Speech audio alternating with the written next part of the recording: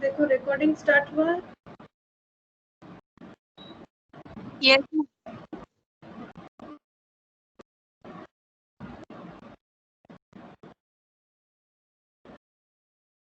Screen share हुआ।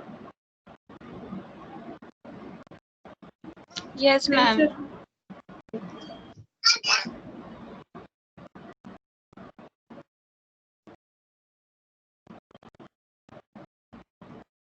तो देखो आज कंसाइनमेंट का जो करेंगे, देखो बहुत दिन बाद ही हो रहा है ये वाला क्लास। बीच में काफी दिन, आई थिंक 1 मंथ हुआ ही नहीं, जो भी हो। तो ये मैंने होमवर्क दिया था, तो तुम लोग को कुछ याद है मैंने ऐसा कुछ होमवर्क दिया था तुम लोगों को? ये देखो इलास्ट्रेशन 8 ऐसा होमवर्क दिया था, इलास्ट्रेशन 9, इलास्ट्रेशन 10 एंड इलास्ट्रेशन 14। ठीक है, मैंने इतना सारा होमवर्क दिया था, क्या तुम लोगों ने किया? तुम लोग को याद भी है कि मैंने ऐसा होमवर्क दिया था तुम लोगों को? पीडीएफ सेंड किया था मैंने कल। हाँ, तो तुम लोगों ने ट्राई किया, हुआ था या नहीं हुआ? क्योंकि किसी ने मुझे भेजा नहीं है, सिर्फ विश्वजीत को छोड़ के। विश्वजीत तो क्लास में है नहीं अभी। मैम एक दो बनाए थे। बना था या नहीं बना था? मैम बना था।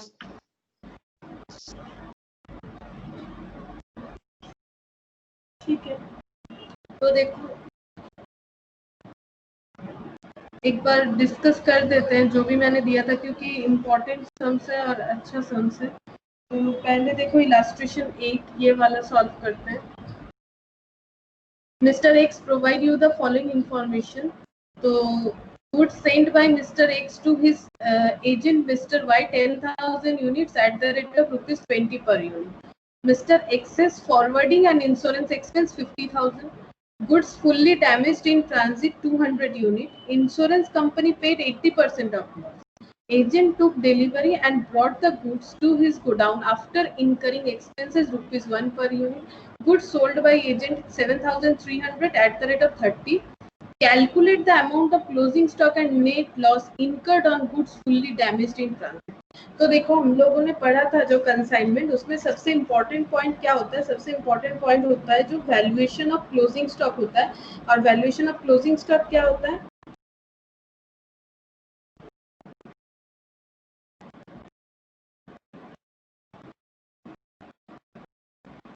Good evening Vishwajit. Good evening ma'am. तो देखो हम लोग को क्या करना पड़ता है? गुड्स जो वैल्यूएशन ऑफ क्लोजिंग स्टॉक मतलब हो जाता है कि कंसाइनी, एक्चुअली यहाँ पर कंसाइनर कंसाइनी दो पार्टी इन्वॉल्व होते हैं। हम थोड़ा सा याद दिला देते हैं तुम लोगों को, जो कि यहाँ पर मिस्टर एक्स और मिस्टर वाई है। और मिस्टर एक्स मिस्टर वाई को अपना गुड्स दे रहा है सेल करने के लिए, लेकिन मिस्टर वाई पूरा नहीं सेल कर पाया, सिर्फ 7,003 यूनिट सेल कर पाया विद इन 10,000 में। ठीक है, तो जो बच गया उसका वैल्यूएशन क्या है वो कैलकुलेट करना है। और वैल्यूएशन के टाइम में हम लोगों ने जो वैल्यूएशन करने का जो प्रोसेस सीखा था, उसमें हम लोग को क्या करना है? हम लोग को गुड्स में जो मतलब कंसाइनी का ऑल एक्सपेंस ऐड करना है, सॉरी कंसाइनर का ऑल एक्सपेंस ऐड करना पड़ता है। कंसाइनी का सिर्फ और सिर्फ कौन सा एक्सपेंस ऐड करना पड़ता है? बताओ एक बार, बताओ कंसाइनी का कौन सा एक्सपेंस ऐड करना पड़ता है? Ma'am transit non recurring expense add करना पड़ता है। नॉन रिकरिंग का मतलब यहाँ पर होता है कि अप टू गोडाउन के पहले तक का जो भी खर्चा होता है वो ऐड करना पड़ता है। ठीक है, अच्छा तो इस क्वेश्चन को हम लोग देखो सॉल्व करते हैं।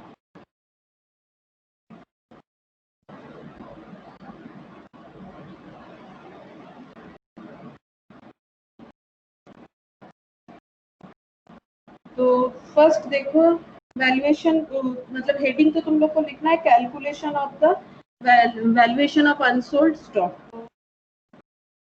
Calculation of unsold stock, calculation of unsold stock. ठीक है, तो यहाँ पर लिखेंगे कॉस्ट ऑफ गुड्स सेम, मैंने पूरा प्रोफॉर्मा भी लिखवाया था, उस पे हम लोगों ने इंस्टीट्यूट के मैथ से कुछ क्वेश्चन भी किया था, और लास्ट जो क्वेश्चन हम लोगों ने किया था वो था शायद मिस्टर सुंदरम एंड मेहता, ऐसा कोई क्वेश्चन। तो देखो मिस्टर एक्स ने सेंड किया है क्या, मिस्टर वाई को 10,000 यूनिट 20 पर यूनिट, तो गुड्स सेंड कितना हो जाएगा 10,000 और 20 रुपीज, तो वैल्यूएशन बताओ कितना होगा।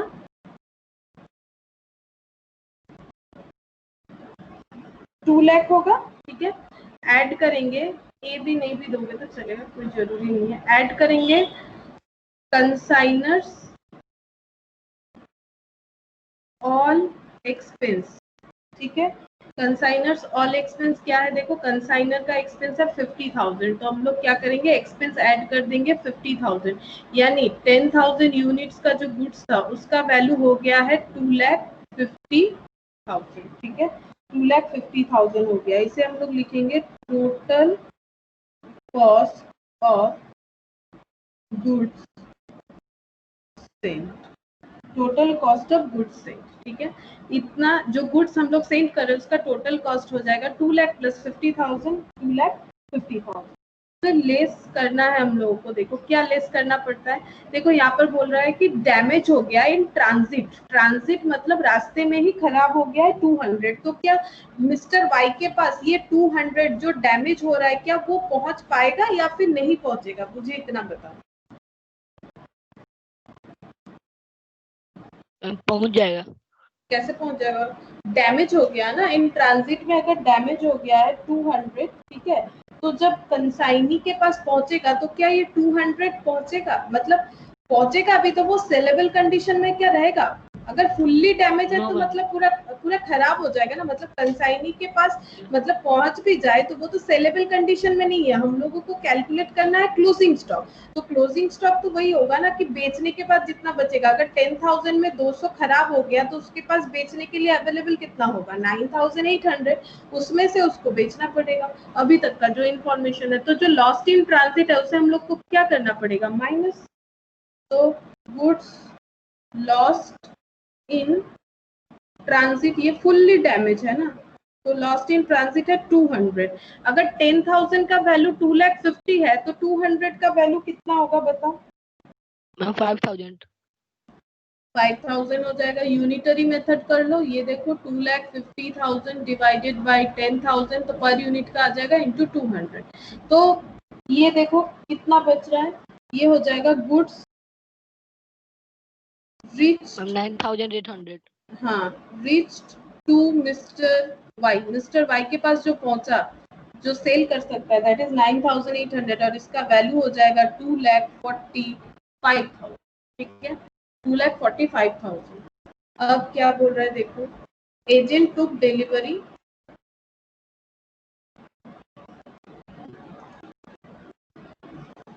एजेंट टुक डिलीवरी एंड देखो क्या बोला है, agent took delivery and brought the goods to his godown after incurring ₹1, तो ये देखो ₹1, ये क्या हो जाएगा ऐड हो जाएगा, ये ऐड होगा इसीलिए बिकॉज ये नॉन रिकरिंग एक्सपेंस है, क्योंकि यहाँ पर बोला है brought to the godown, godown में ले जाने के लिए खर्चा हो रहा है, तो कंसाइनीज नॉन रिकरिंग,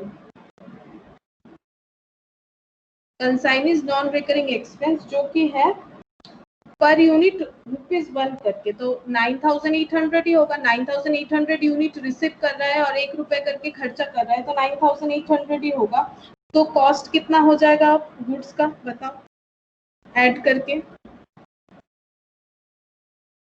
2,54,800, हाँ 2,54,800, ठीक है। अब इसमें से देखो इसको हम लोग क्या लिखेंगे, इसको हम लोग लिखेंगे cost of goods received by mister Y, mister Y के पास जो गुड्स रिसीव हुआ उसका क्वांटिटी है 9,800 और उसका वैल्यू है 2,54,800, ठीक है। अब हम लोग क्या करेंगे, यहाँ से लेस कर देंगे सेल, या फिर डायरेक्ट हम लोग लिख सकते हैं cost of unsold stock, unsold stock कितना हो जाएगा, देखो सेल किया था 7,300, तो 9,800 से 7,300 माइनस कर दो, कितना बचेगा 2,500, 2500। अब 2500 का हम लोगों को वैल्यू निकालना है, तो 9800 का वैल्यू अगर 2,54,800 है, 65,000। तो ये हो जाएगा 65,000। ये किया था ना तुमने यस मैम। विश्वजीत? हाँ, यस मैम। तो ये ये हो जाएगा क्लोजिंग स्टॉक का वैल्यू। तो ये हो गया, और ये सब हम प्रैक्टिस के लिए दिए थे बेसिकली तुम लोगों को। और देखो इसमें बोला है और एक क्वेश्चन कि लॉस कैलकुलेट करो। देखो क्या बोला है यहाँ पर, जो एडिशनल पार्ट है, देखो क्या बोल रहा है यहाँ पर।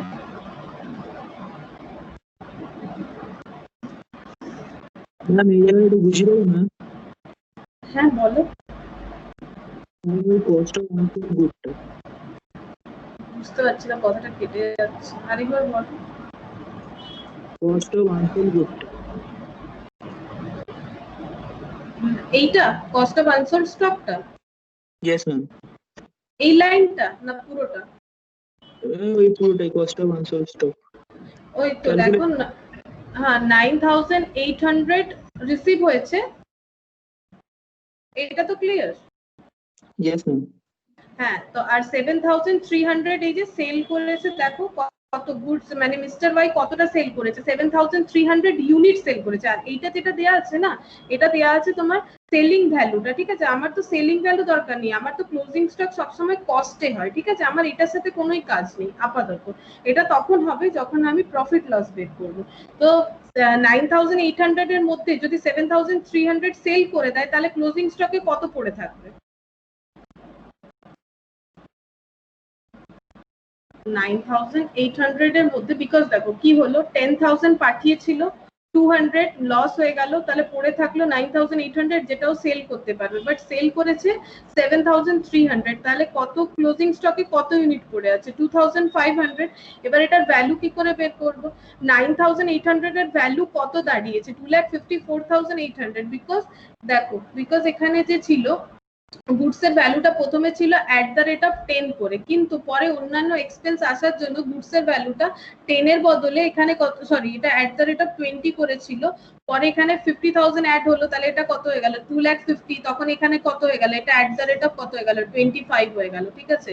তারপরে এটাও 25 করেই ছিল, 25 × 200 করলেই 5000 হয়। তারপরে এখানে মিস্টার ওয়াইর এক্সপেন্সটা যখন অ্যাড করলাম, তখন রেটটা চেঞ্জ হয়ে গেল, তখন 9800 এর ভ্যালু হয়ে গেল 2,54,800। তো 2,54,000 ডিভাইডেড বাই 800 করলে তুমি দেখো এটা @26 চলে আসবে। এটা যদি ডিভাইড করে দেখো না, @26 চলে আসবে। তাহলে এখানে দেখো 26 করে হচ্ছে, তো এবার 26 × 2500 করে দেখো, তাহলে তোমার 65,000ই আসবে। এখানে বেসিক্যালি আমাকে এটাই করার আছে কি, আমার যেটা কনসাইনির কাছে যে স্টকটা পড়ে আছে তার কস্ট কত সেটা আমরা বের করছি। তাহলে কনসাইনির কাছে টোটাল 9800 স্টক পৌঁছেছিল, যেটার ভ্যালু বিভিন্ন কারণে অ্যাড হয়ে 2,54,800 হয়েছিল। এবারে যদি আমার সেখান থেকে 7,300 সেল হয়ে যায়, তাহলে আমার ক্লোজিং স্টকে পড়ে থাকছে 2,500, তাহলে আমার কত হচ্ছে? 9800 এর ভ্যালু যদি 2,54,800 হয়, তো 2,500 এর ভ্যালু কত হবে? ইউনিটারি মেথড করলে 65,000। Okay ma'am. বুঝতে ठीक है পেরেছো? मैम। Yes ma'am. ओके। अब नेक्स्ट देखो, यहाँ पर और एक क्वेश्चन पूछा गया था कि net loss incurred on goods fully damaged in transit. तो ट्रांजिट में जो गुड्स था उसका जो लॉस है वो नेट लॉस कितना है? तो cost of goods loss in transit, तो ट्रांजिट में कितना लॉस हुआ है? 200 यूनिट, ठीक है? और 200 यूनिट का जो वैल्यू है वो कितना है? देखो 200 यूनिट का वैल्यू है 5,000। यूनिट मतलब क्वांटिटी, ठीक है? और उसका वैल्यू कितना है? 5,000। और देखो हम लोग को क्वेश्चन में बताया गया था कि इंश्योरेंस कंपनी ने 80% पे किया। अब क्यों किया है?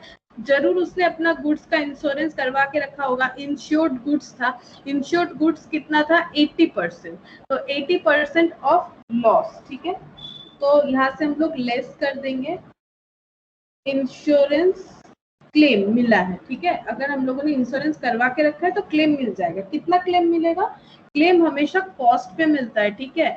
मतलब ये बेसिक सेंस लगाओ तुम लोग। इसके बाद तुम लोग जब इंटर में जाओगे तो इसका चैप्टर ही रहता है इंश्योरेंस क्लेम के ऊपर। इंश्योरेंस कंपनी हमेशा कॉस्ट पे क्लेम देती है। अगर वो सेल प्राइस पे क्लेम देगी तो उसका बहुत नुकसान हो जाएगा, लॉस हो जाएगा। इंश्योरेंस कंपनी बोलेगी कि तुम अगर बेचने जाते हैं तो क्या लॉस होता है वो मुझे नहीं पता, लेकिन तुम्हारे जितने का गुड्स है उस पे हम तुम्हें क्लेम दे देंगे, ठीक है। वैसे प्रॉफिट जो क्लेम होता है वो क्लेम ऑन प्रॉफिट भी होता है, क्लेम ऑन क्लोजिंग स्टॉक भी होता है। वो डिपेंड करता है किसके ऊपर इंश्योरेंस करवाया हुआ है, क्योंकि गुड्स का इंश्योरेंस हम लोग दो तरह से कर सकते हैं। एक तो जो स्टॉक बर्बाद हो गया उस पर क्लेम मिल सकता है, या तो ये हो सकता है वो स्टॉक बेचने पे हम लोग जो प्रॉफिट कमाते हैं, जितना नहीं कमाए उसके ऊपर भी इंश्योरेंस किया जा सकता है।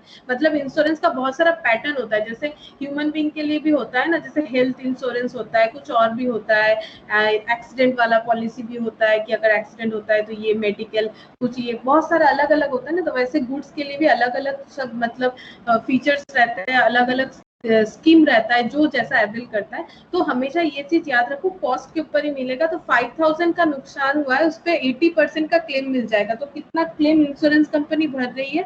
4000, ठीक है। तो फिर एक्चुअली ये जो है मिस्टर एक्स का लॉस कितना हुआ है? मिस्टर एक्स का एक्चुअल लॉस जो हुआ है वो हुआ है 1000, ठीक है।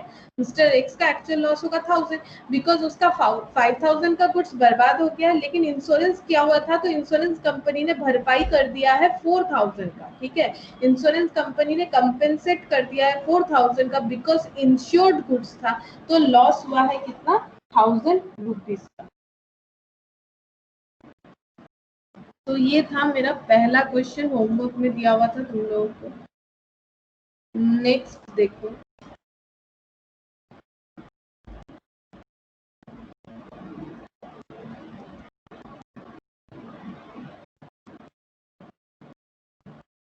नेक्स्ट क्या है देखो, सिमिलर टाइप ही है।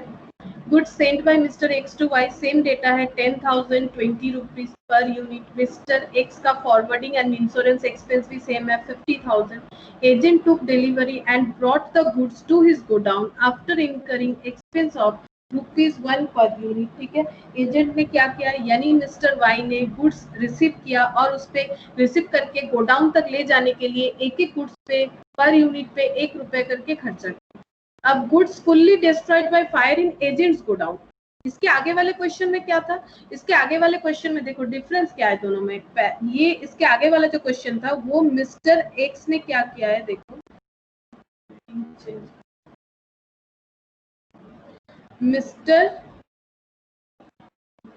मिस्टर एक्स ने गुड्स भेजा मिस्टर वाई को, ठीक है।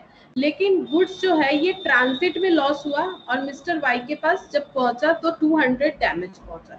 और ये क्या हो रहा है, ये वाले क्वेश्चन में मिस्टर एक्स से मिस्टर वाई के पास पूरा ही सही सलामत पहुंच गया, लेकिन मिस्टर वाई ने जो गोडाउन में वो गुड्स को रखा था वहां पर 200 यूनिट्स जो है वो डिस्ट्रॉय हो गया। देखो लिखा हुआ है goods fully destroyed by fire in agents godown, ठीक है, in agents godown. Insurance company admitted 80% of loss, यानी यहाँ पर भी क्या किया हुआ था, यहाँ पर भी इंश्योर्ड किया हुआ था, गुड्स पे इंश्योरेंस किया हुआ था, तो 80% का क्लेम मिल जाएगा। मतलब इंश्योरेंस कंपनी 80% कंपेंसेट कर देगी। Goods sold by agent 7,300 eight the rate of 30। बाकी क्वेश्चन एकदम सेम है, जस्ट दिस पॉइंट जो है वो डिफरेंट है। यहाँ पर क्या है, calculate the amount of closing stock and net loss incurred on goods destroyed by fire in agents. तो देखो क्या डिफरेंस हो जाता है, तो हम यहीं पर दिखा रहे हैं। तो सबसे पहले देखो कॉस्ट ऑफ गुड्स सेंट, वो तो उतना ही होगा 10,000 and 2 lakh. Consignors all expense 50,000, तो total cost of goods Saint हो जाएगा 10,000 एंड 2 लाख। अब इसके बाद से हम लोगों का चेंजेस हो जाएगा।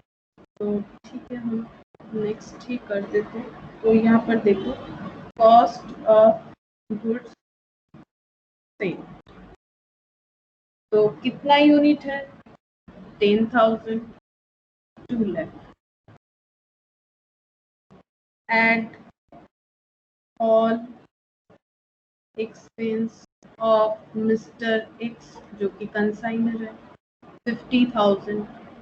मिस्टर एक्स ने 10,000 यूनिट्स भेजा जो कि 2 लाख का था, लेकिन सेंड करने के लिए एक्स्ट्रा 50,000 का खर्चा करना पड़ा, ठीक है। ये हो जाएगा total goods send, total cost, ठीक है। टोटल कॉस्ट 2 लाख नहीं 2,50,000 हो रहा है, क्योंकि मैंने बताया था ऐसे भी डेप्रिसिएशन में बताया, जब हम लोग कोई भी सामान को खरीद के लेके आते, जैसे फिक्स्ड एसेट वगैरह हो जो भी हो, तो अगर उसको उसके मतलब एक्चुअल जिस रीजन से हम लोग खरीद रहे हैं उस कंडीशन में लाने तक का जो भी खर्चा होता है वो हमें ऐड करना पड़ता है, क्योंकि अगर तुम्हें मिस्टर एक्स को अगर मिस्टर वाई को गुड्स सेंड करना है तो ये 50,000 का खर्चा करना ही पड़ेगा, इसीलिए ये गुड्स के दाम के साथ ऐड हो जाता है। जैसे हम लोग कुछ भी रॉ मटेरियल खरीदते हैं तो उसमें कैरेज इनवर्ड ऐड हो जाता है, या फिर उसमें और कुछ वेजेस वगैरह होता है तो वो ऐड हो जाता है उसी तरह से।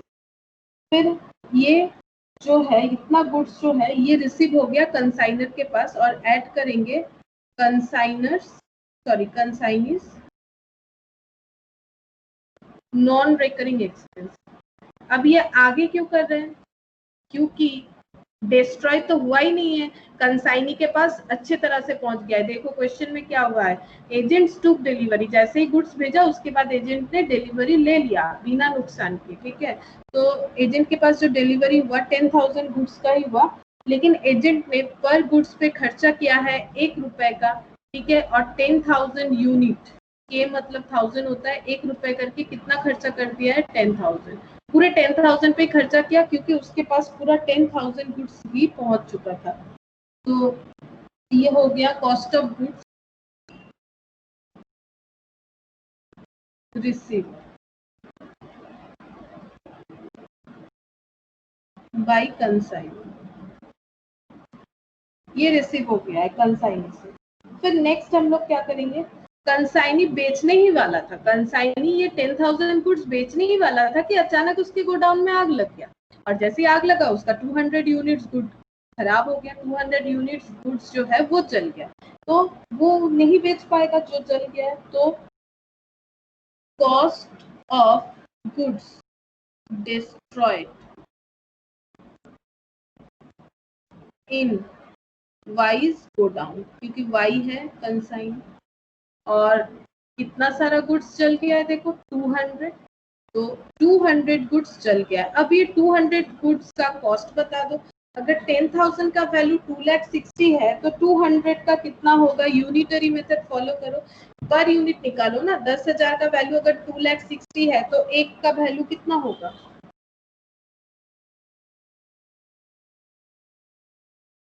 हेलो हेलो सुनाई दे रहा है,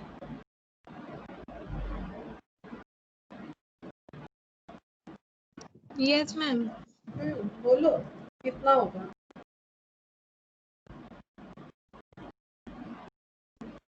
अरे 10 पेंसिल का दाम अगर 120 रुपए है तो एक पेंसिल का दाम कितना होगा, नहीं निकाल पाओगे। 5,200। हाँ 5,200। अरे नॉर्मल सा बात है ना, 10 पेंसिल, सपोज 10 पेंसिल का दाम अगर 120 है तो एक का दाम कितना हो जाएगा, डिवाइड 20 12 रुपए करके ना, तो डिवाइड करोगे तो पर यूनिट का वैल्यू निकल के आ जाएगा। तो 9,800 और ये माइनस करके आ जाएगा 2,54,800। अब ये क्या है, ये है cost of goods available for sale. ये जो 9,800 का गुड्स बच गया है, अब कंसाइनी इसे ही सेल कर सकता है, 10,000 को नहीं कर सकता, बिकॉज 200 उसका जो है वो डिस्ट्रॉय हो चुका है। तो cost of goods available for sale, इसे हम फिर से एक बार लिख रहे हैं, क्योंकि फिर नहीं तो उस पेज में फिर से जाना पड़ेगा। और हम लोगों का जो है ये अवेलेबल फॉर सेल है, और इसने सेल कितना किया है 7,300, बट हम लोग को ढूंढना है कि क्लोजिंग स्टॉक का वैल्यू कितना है। तो सेल जितना कर दिया है, तो देखो इस अगर किसी को समझने में दिक्कत हो रहा है तो हम इस तरह से भी दिखा सकते हैं, सेल कितना हो रहा है 7,300, तो क्लोजिंग स्टॉक में कितना बचेगा, क्लोजिंग स्टॉक में बचेगा 2500। अब हम लोग को इसका वैल्यू निकालना है, एक्चुअली इससे वैल्यू से कोई लेना देना नहीं, लेकिन हम ये नहीं लिखते इसीलिए क्योंकि जैसे हम ये सेल लिखेंगे ना, तुम लोग सोचो कि मैम इसे 7300 इंटू 30 करने वाली है, मुझे ऐसा कुछ भी नहीं करना है, बिकॉज ये जो है ये सेलिंग प्राइस है और ये सब जो है ये कॉस्ट प्राइस है। कॉस्ट और सेलिंग में फर्क क्या होता है? सेलिंग मतलब कॉस्ट प्लस प्रॉफिट, और यहाँ पर हम लोग को कॉस्ट कैलकुलेट करना है। जैसे ये जो गुड्स अवेलेबल फॉर सेल हुआ है ना 2,54,800 का, इसका कॉस्ट पता है कितना हो रहा है? 26 एट द रेट ऑफ 26। अब ये मैंने कैसे कैलकुलेट किया? 2,54,000, ठीक है, 2,54,800, ये देखो 2,54,800 डिवाइडेड बाय 9,800। अगर 9,800 यूनिट्स का वैल्यू 2,54,800 है तो एक एक यूनिट का वैल्यू कितना होगा? एक एक यूनिट का वैल्यू 26 रुपीज होगा। ये डिवाइड करोगे तो मिल जाएगा। अब ये देखो तो कॉस्ट प्राइस 26, सेल प्राइस 30, यानी एक एक यूनिट बेच के प्रॉफिट कितना हो रहा है? 4 रुपए। तो अगर हम यहाँ पर प्रॉफिट वाला एलिमेंट दे देंगे तो पूरा गलत हो जाएगा ना, क्योंकि अभी तक तो हम लोग सारा कॉस्ट ही कर रहे हैं। क्लोजिंग स्टॉक हमेशा कॉस्ट में ही शो करना चाहिए। तो क्लोजिंग स्टॉक देखो हम लोग कैसे कैलकुलेट करेंगे, इसको दो तरह से कर सकते हो। या तो तुम लोग डायरेक्ट क्लोजिंग स्टॉक को क्या करोगे, देखो स्टॉक जो बच गया है, जो हम लोगों के पास अवेलेबल फॉर सेल था, वो अगर एट द रेट ऑफ 26 है तो तुम लोग इसे भी एट द रेट ऑफ 26 कर दो तो भी आंसर आ जाएगा। या फिर 2,54,800 डिवाइडेड बाई 9,800 इंटू 2,500 करोगे तो भी आंसर सेम ही आएगा ना। ये तो पर वैल्यू आ ही जा रहा है जो कि 26 डिनोट कर रहा है, तो देखो इतना हो जाएगा 65,000 ही आ जाएगा। और इसे हम लोग किस तरह से यूज करें, हमें सेल का कॉस्ट वैल्यू निकालना है। सेल का कॉस्ट वैल्यू ये क्या होता है? सेल का कॉस्ट वैल्यू मतलब होता है हम लोग जो सेल कर रहे हैं उसका कॉस्ट कितना है। हम लोग जो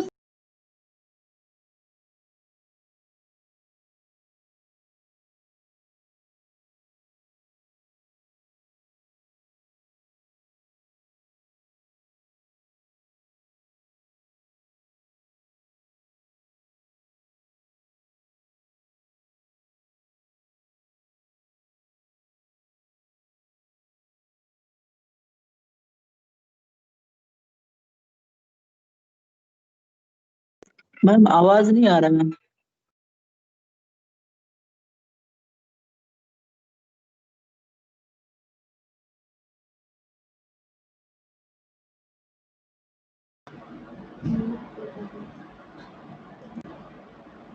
अच्छा कहाँ से नहीं आ रहा था आवाज?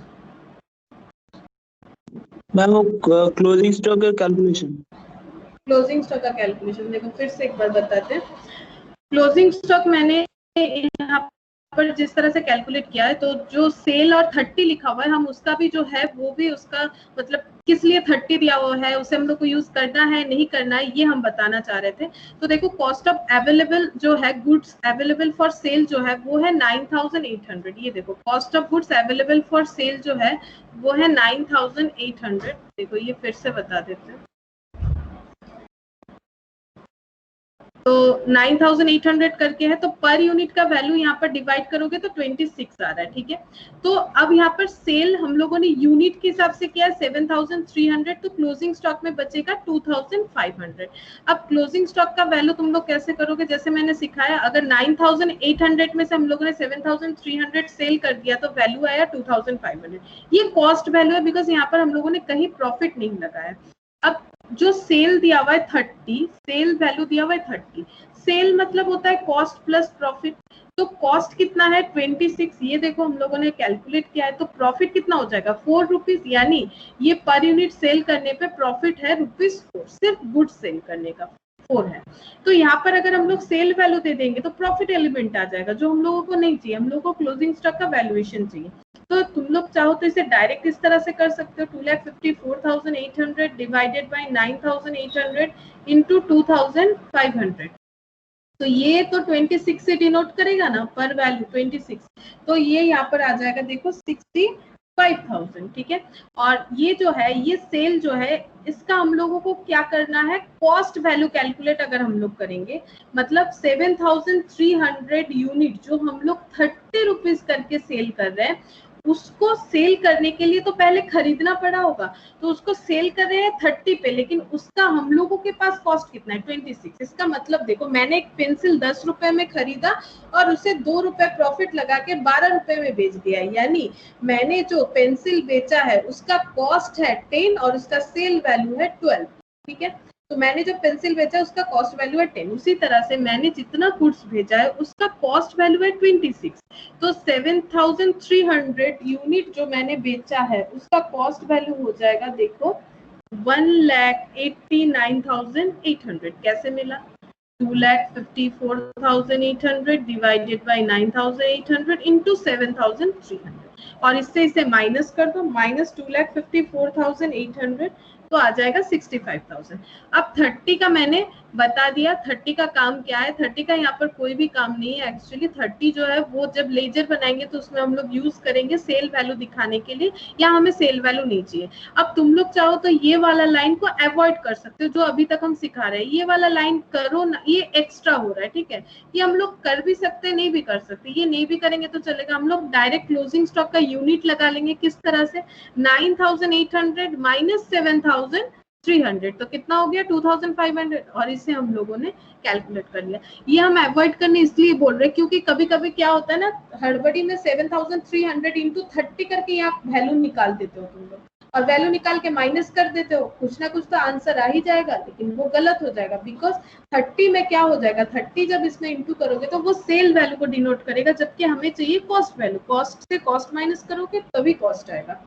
इसीलिए हम बोलते हैं कि ये वाला जो पॉइंट है इसे हटा दो, क्योंकि इसमें तुम लोग को एक्स्ट्रा पॉइंट कैलकुलेट करना पड़ेगा, 7,300 का वैल्यू निकालना पड़ेगा, देन माइनस करना पड़ेगा। इससे बेटर है कि जस्ट यूनिट को हटा दो, कि हम लोग अगर सेल 7,300 कर चुके हैं तो क्लोजिंग स्टॉक 2,500 का जनरेट होगा, तो फिर उस पर कॉस्ट जो है आ जाएगा यूनिटरी मेथड के बाद 65,000।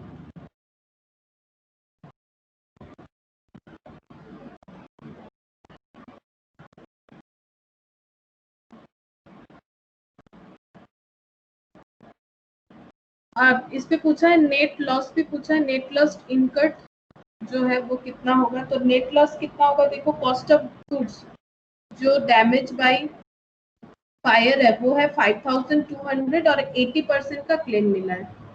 तो हम यहाँ पर शॉर्ट में दिखा देते हैं, इस पे 80% का क्लेम अगर मिल रहा है तो कितना मिला है,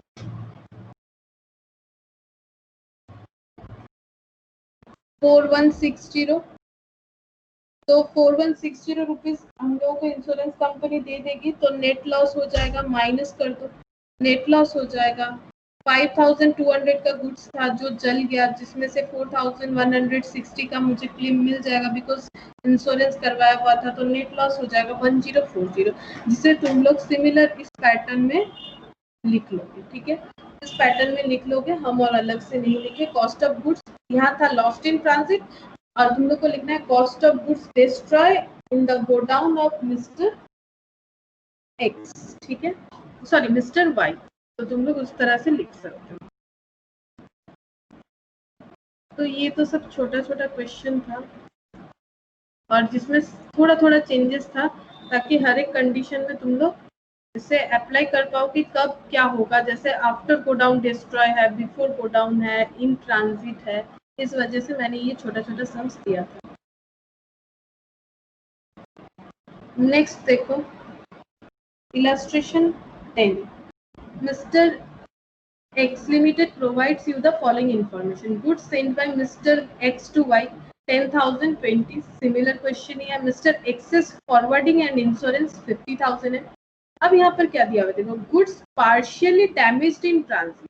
Partially मतलब fully damaged नहीं है, जैसे पिछले वाले क्वेश्चन में था fully damaged, इसमें क्या है थोड़ा खराब हुआ है, थोड़ा ठीक है।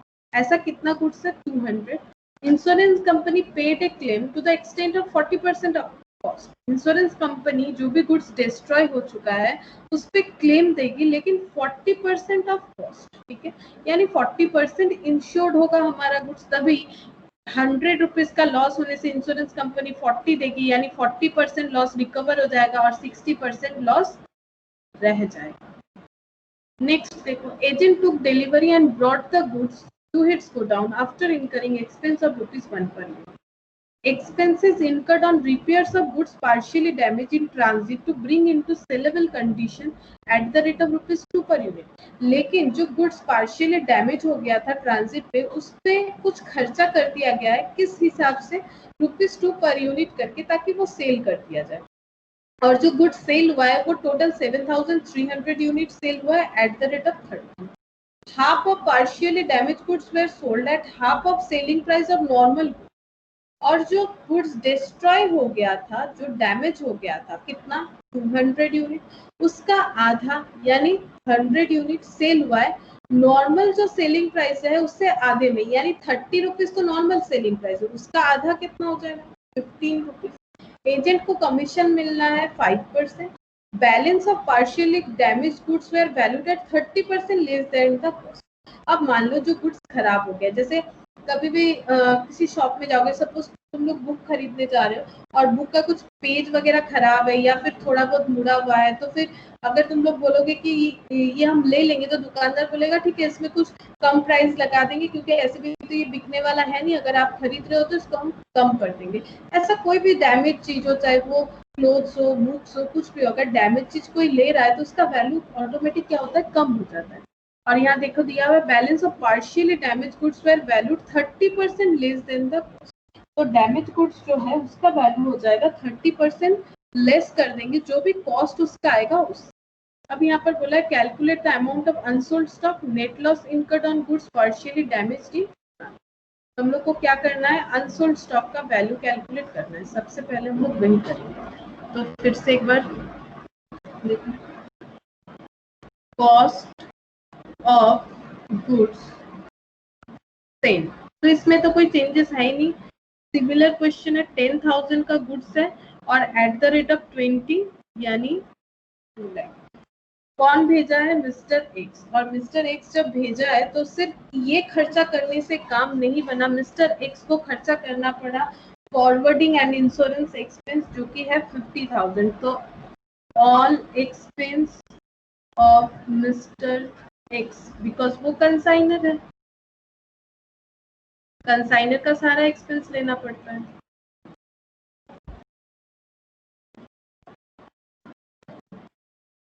ये टोटल कॉस्ट हो जाएगा, टोटल कॉस्ट ऑफ गुड्स।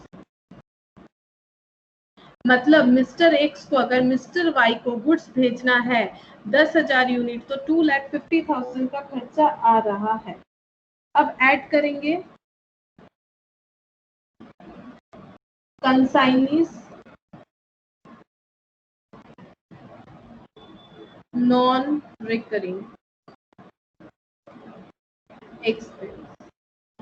तो कंसाइनी का नॉन रिकरिंग एक्सपेंस कितना है? वो है ₹1 करके, यानी 10,000 यूनिट पे 10,000, तो कितना हो जाएगा? 2,60,000। अब हम लोग कैलकुलेट करेंगे कॉस्ट ऑफ गुड्स पार्शियली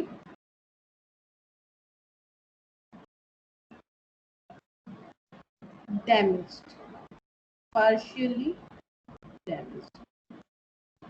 तो कितना गुड्स है जो कि पार्शियली डैमेज हो चुका है? पार्शियली डैमेज जो हुआ है वो 200 है, ठीक है। तो 10,000 का वैल्यू अगर 2,60,000 है, तो 200 का वैल्यू कितना होगा?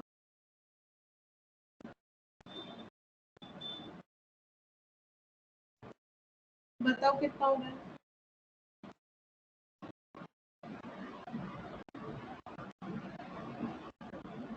Ma'am 50 to 100,000 5,200। हाँ, 5,200 पार्शियली डैमेज जो है, ठीक है। अच्छा, पार्शियली डैमेज गुड्स का वैल्यू हम लोग को मिल गया और इसमें से सेल होगा 50%, ठीक है। तो इसमें से सेल होगा 50%। इसके पहले हम लोग यहाँ पर क्या करेंगे? ये देखो, यहाँ पर हम लोग कैलकुलेट करेंगे cost of unsold goods. Ma'am এটা ওয়ার্কিং ডে করতে হবে? হ্যাঁ এগুলো ওয়ার্কিং নোটে করতে হবে যখন কমপ্লিট সামস থাকবে, ঠিক আছে, কিন্তু এগুলো তো এই সামসে তো এটাই মেইন কোয়েশ্চেন, দ্যাটস ওয়াই এগুলো ওয়ার্কিং নোট নয়, ঠিক আছে, এটা কমপ্লিট সামই হচ্ছে।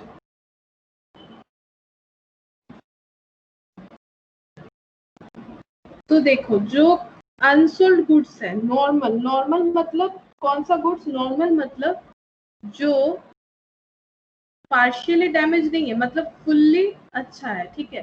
तो देखो हम लोग के पास टोटल गुड्स कितने थे, 10,000, ठीक है, उसमें से 200 डैमेज हो गए और सेल कितने हो गए, 7,300। तो बताओ जो क्लोजिंग स्टॉक में बचेगा, क्लोजिंग स्टॉक में जो बचेगा नॉर्मल गुड्स वो कितना होगा, क्योंकि 10,000 जो है टोटल 10,000 यूनिट भेजा गया था, जिसमें से 200 पार्शियली डैमेज है और 7,300 सेल हो चुका है।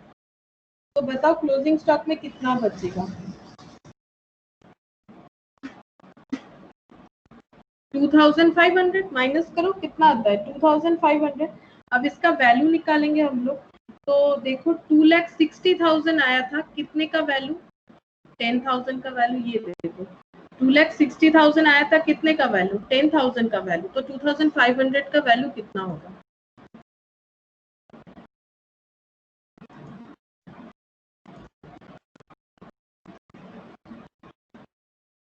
इंटू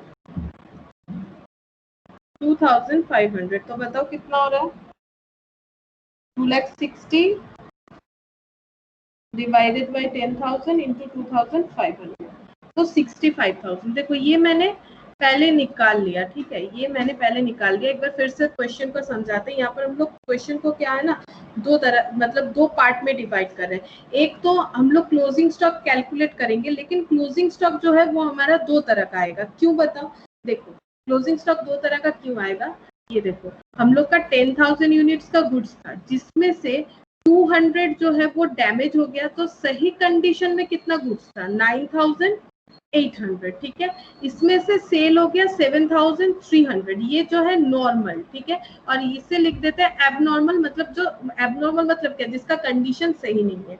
तो ये कितना बचेगा, 2,500 जो है क्लोजिंग स्टॉक बचेगा, जो कि नॉर्मल गुड्स का बचेगा, और 200 में से 100 सेल हो गया, बिकॉज वो क्वेश्चन में ही बता दिया है जो एबनॉर्मल गुड्स था। तो एबनॉर्मल गुड्स का क्लोजिंग स्टॉक कितना होगा, एबनॉर्मल गुड्स का क्लोजिंग स्टॉक होगा 100, ठीक है, 100 यूनिट, ये हम यूनिट बता रहे हैं, ये हम यूनिट का कैलकुलेशन बता रहे हैं। तो तुम लोग को पहले ये दिमाग में समझ लेना है कि हम लोगों ने कितना गुड्स भेजा था मिस्टर वाई को। अगर हम लोग खुद को मिस्टर एक्स मानेंगे 10,000, जिसमें से दो पार्ट हो जाता है गुड्स का, बिकॉज ऑफ डिस्ट्रॉय जो हुआ है उसके वजह से, पार्शियली डिस्ट्रॉय हुआ है गुड्स कितना 200। तो अच्छे कंडीशन में कितना है गुड्स, गुड कंडीशन में जो है गुड, या फिर मान लो नॉर्मल कंडीशन में जो गुड्स है वो 9,800, उसमें से 7,300 सेल हो गया है, तो बचा क्लोजिंग स्टॉक में 2,500 जो कि गुड स्टॉक है, ठीक है। और 200 जो पार्शियली डैमेज था उसमें भी कुछ रिपेयर वगैरह करवाने के बाद 100 यूनिट सेल हो गया, और क्लोजिंग स्टॉक में बचा 100 जो कि है नॉट गुड स्टॉक, मतलब पूरा अच्छा हालत में नहीं है। तो देखो पहले मैंने क्या किया, यहाँ पर ये कैलकुलेट कर लिया कि जो cost of goods available for sale है ये है टोटल गुड्स रिसिप्ट, रिसिप्ट 10,000 ही होगा, ठीक है, क्योंकि 200 जो डैमेज हुआ है वो तो छूटा नहीं है, 200 को फिर से उसने रिसिप्ट किया है मिस्टर वाई ने, और उस पर खर्चा करके सेल करने का कोशिश किया है। तो टोटल गुड्स रिसिप्ट कितने हैं 10,000, जिसका वैल्यू है 2,60,000, और इसमें से पार्शियली डैमेज गुड्स थे 200, तो उसका कॉस्ट मैंने अलग कर लिया 5,200, उसका कॉस्ट मैंने लगा लिया। और यहाँ पर देखो मैंने क्या किया, यहाँ पर मैंने किया कि कॉस्ट ऑफ अनसोल्ड गुड्स जो नॉर्मल है, ठीक है, नॉर्मल गुड्स कितने हैं 2,500, उसका वैल्यू कितना होगा, तो कैसे निकालेंगे, तो गुड्स जो रिसीव हुआ उसका वैल्यू अगर 2,60,000 है सारा एक्सपेंस जोड़ने के बाद, तो फिर जो अनसोल्ड गुड्स है उसका वैल्यू कितना हो जाएगा 65,000 होगा, ठीक है। और हम लोगों ने ये भी कैलकुलेट कर लिया है कि जो पार्शियली डैमेज है उसका वैल्यू कितना है, जो पार्शियली डैमेज है उसका वैल्यू है 5,200। अब हम लोगों को कैलकुलेट करना पड़ेगा कि पार्शियली डैमेज गुड्स जो है उसका जो एक्सपेंस करने के बाद जो क्लोजिंग स्टॉक बचेगा वो कितना होगा। तो देखो cost of unsold goods partially damaged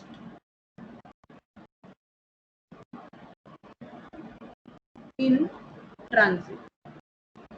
तो जो मतलब क्या बोले, जो ये गुड्स था, क्या बोलते हैं उसे, एबनॉर्मल गुड्स था 200 का, उसमें से 50% सेल हुआ है, ठीक है। तो हम क्या निकाल रहे हैं, कॉस्ट ऑफ अनसोल्ड गुड्स। तो अनसोल्ड कितना है, अनसोल्ड है 100, ये मैंने यहाँ पर दिखाया भी तुम लोगों को, ये अनसोल्ड कितना है 100। तो अनसोल्ड जो है 100, उसका मुझे वैल्यू निकालना है, ठीक है। तो वैल्यू किस तरह से निकालेंगे, ये देखो यहाँ पर है पार्शियली डैमेज जो 200 है, उसका वैल्यू है 5200।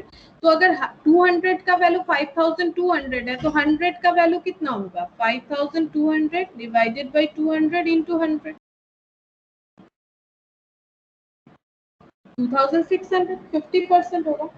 लेकिन अगर ये हम लोग को सेल करना है, तो इसमें हम लोगों को क्या करना पड़ेगा, ऐड करना पड़ रहा है रिपेयर एक्सपेंस।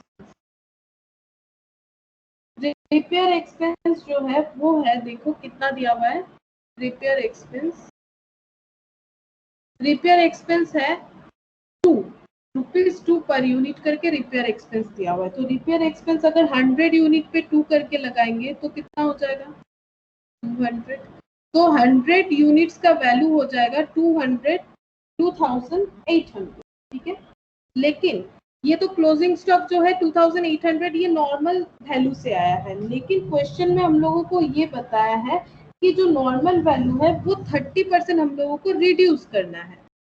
क्लोजिंग स्टॉक का वैल्यू 30% रिड्यूस करना है। तो 2800 इंटू 30% तो हो जाएगा 840। तो 1960 आ जाएगा, 100 यूनिट्स का वैल्यू आ जाएगा 1960। तो टोटल वैल्यू जो है क्लोजिंग स्टॉक का हो जाएगा, एक तो है 65,000 जो नॉर्मल स्टॉक का है, और ये है 1960, तो आ जाएगा 66,960। एक बार हम फिर से बता देते हैं, देखो क्वेश्चन थोड़ा सा ट्रिकी है। मिस्टर एक्स ने क्या किया है, मिस्टर एक्स ने 10,000 गुड्स भेज दिया है 2 लाख का, और खर्चा कर दिया 50,000 का, यानी जो गुड्स भेजा गया है उसका वैल्यू अभी आ रहा है एट द रेट ऑफ 25, जो कि था एट द रेट ऑफ 20। देखो ये डिवाइड करोगे तो पता चल जाएगा। कंसाइनी ने एक्सपेंस किया है एट द रेट ऑफ 1, तो 10,000, और गुड्स रिसिव्ड हो गया था इतना। लेकिन अब ये गुड्स का 2 पार्ट हो गया, एक डैमेज और एक बिना डैमेज।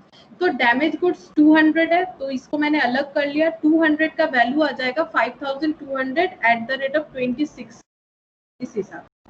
और जो ये वाला है, जो अच्छा गुड्स था, अच्छा गुड्स इसका मतलब कितना था, 10,000 माइनस 200 करोगे तो कितना था, 9,800। लेकिन इसमें से 7,300 सेल हो गया है, तो क्लोजिंग स्टॉक का वैल्यू कितना हो जाएगा, 2,500 यूनिट, और इसका वैल्यू आ जाएगा 65,000, जो हम लोगों ने आगे के क्वेश्चन में भी इसी तरह से किया है।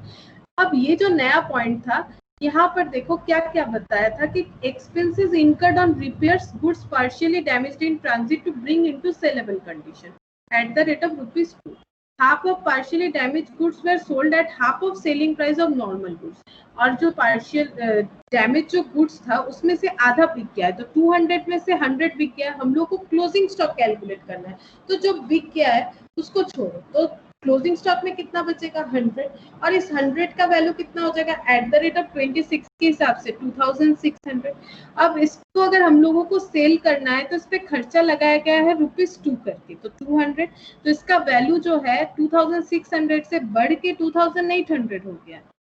लेकिन क्वेश्चन में ये बताया गया है कि बैलेंस जो बचा हुआ है पार्शियली डैमेज गुड्स का, उसका वैल्यू क्या करना है, उसका वैल्यू लगाना है 30% लेस देन द कॉस्ट। तो इसका कॉस्ट तो 26 ही था, लेकिन ये सेल नहीं हो पाएगा, इसीलिए इस पे ₹2 हम लोगों ने पर यूनिट पे ऐड किया है, तो इसका वैल्यू 2800 हो गया। लेकिन हम लोग वैल्यू इतना नहीं दिखा सकते, बिकॉज इसका वैल्यू अगर 30% कम नहीं करेंगे तो ये बिक नहीं सकता है। तो हम लोगों ने इसका मार्केट वैल्यू देख के 30% कम कर दिया, और इसका वैल्यू आ गया 1960। यानी हमारे पास जो क्लोजिंग स्टॉक है वो कितने हैं, 100 और 2500। तो देखो 100 का वैल्यू कितना आ गया है, 100 का वैल्यू आ गया है, एक मिनट हैंग हो गया, 100 का वैल्यू आ गया 1960 और 2500 का 65,000। तो ये देखो इसका हो गया है 65,000 और इसका आ गया है 1960, तो टोटल हो जाएगा 66,960। तो ये हो रहा है टोटल अनसोल्ड स्टॉक, कुछ नॉर्मल गुड्स का, कुछ एबनॉर्मल गुड्स का। नॉर्मल गुड्स का तो एज इट इज कैलकुलेट हो जाएगा, बिकॉज नॉर्मल गुड्स में तो कोई प्रॉब्लम था ही नहीं। नॉर्मल गुड्स जो बिका है वो 7,300 था, तो पहले हम लोगों ने देख लिया कि 9,800 जो है वो नॉर्मल गुड्स बचे थे, जिसमें से 7,300 सेल हो गया, बिकॉज 10,000 से 200 लेस करोगे तो वही आएगा, और हम लोगों ने उसका वैल्यू कर दिया। और जो एबनॉर्मल स्टॉक था उसका 100 बिक गया, और जो रह गया है उसको फ्यूचर में जब सेल करना है तो उस पर रिपेयर करवाना पड़ेगा, और जो करवाया गया है जो 2 रुपीज करके खर्चा किया गया है, तो जो बचा हुआ एबनॉर्मल स्टॉक था उसका वैल्यू 2600 से बढ़ के 2800 हो गया, बिकॉज उस पर हम लोगों ने रिपेयर करवाया। लेकिन उसका मार्केट वैल्यू जो है वो 30% कम करना पड़ेगा, नहीं तो वो सेल नहीं हो सकता है, तो 30% कम कर दिया गया, तो उसका वैल्यू आ गया 1960। तो ये थोड़ा डिफरेंट टाइप का सम्स था। अच्छा, यहाँ नेट लॉस पूछा गया है, नेट लॉस भी बता देते हैं। पार्शियली डैमेज गुड्स पे नेट लॉस की,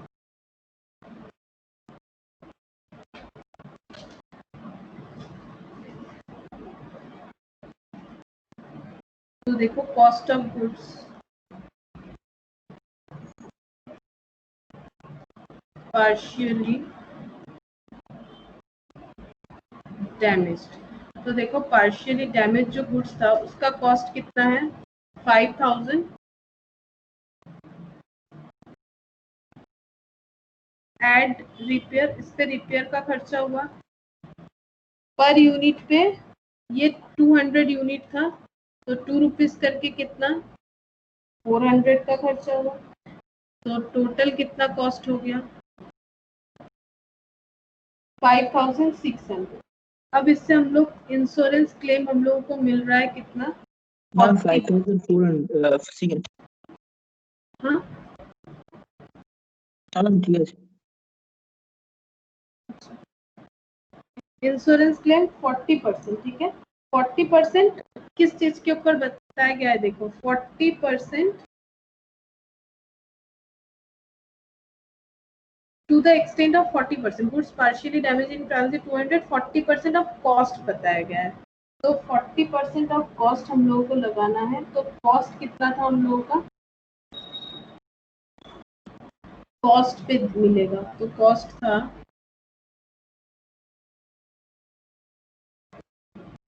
कॉस्ट था 20 करके, देखो कॉस्ट पे बोला है, कॉस्ट कितना था, कॉस्ट था 20, तो 200 इंटू 20, तो कितना वैल्यू हो रहा है 4,000।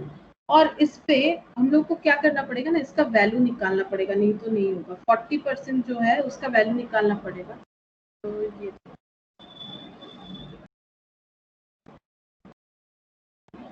हम लोग इस तरह से कर सकते हैं।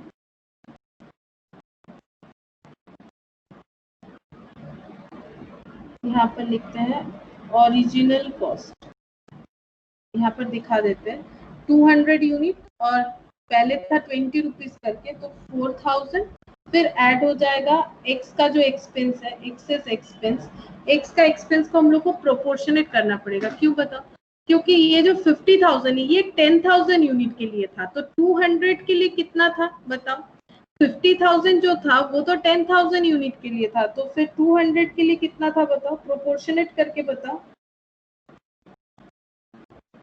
50,000 जो था वो 10,000 के लिए था,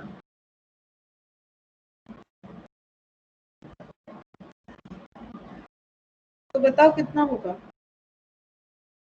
50,000 डिवाइडेड बाय 10,000 इंटू 200, तो कितना हो जाएगा 1000, तो कितना 200 का कॉस्ट होता है 5,000, कॉस्ट पे होगा, ठीक है। तो 200 का कॉस्ट हो जाएगा 5,000, और कॉस्ट क्या इन ट्रांजिट, ये मैंने क्यों किया देखो, ये क्वेश्चन में ही बताया है। Goods partially damage in transit, insurance company paid claim to the extent of 40% of cost, सिर्फ कॉस्ट जो होगा उसका। अब तुम मिस्टर वाई के थ्रू से बिकवा रहे हो, इसलिए उसने खर्चा किया है, वो अलग है। तुम्हारा गुड्स का कॉस्ट कितना था, जब वो मिस्टर एक्स के पास से गुड्स जा रहा था मिस्टर वाई के पास, तब उसका कॉस्ट कितना था, तब उसका कॉस्ट हो रहा था 5000, ठीक है, क्योंकि ये देखो 200 जो है यूनिट्स था उसका कॉस्ट 20 करके था 4000, और मिस्टर एक्स का एक्सपेंस जो था वो प्रोपोर्शनेट कर दिया मैंने। प्रोपोर्शनेट मतलब जो 50,000 था वो फॉर 10,000 यूनिट था, तो 200 के लिए 1000, तो कॉस्ट हो जाएगा 5000। अब 5000 पे हम लोगों को क्लेम मिलेगा 40%, तो कितना हो जाएगा 2000 का क्लेम मिलेगा 5000 पे 40%, तो 2000 का अगर क्लेम मिलेगा तो बचा कितना 3600।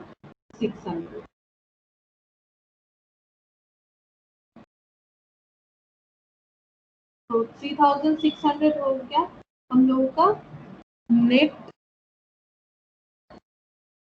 लॉस। 3600 आएगा हम लोगों का नेट लॉस। मैम मेरे को पीछे वाला पेज दिखाइएगा, मेरा नेटवर्क प्रॉब्लम था।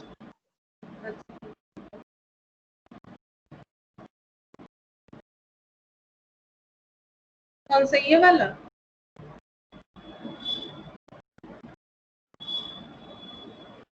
अच्छा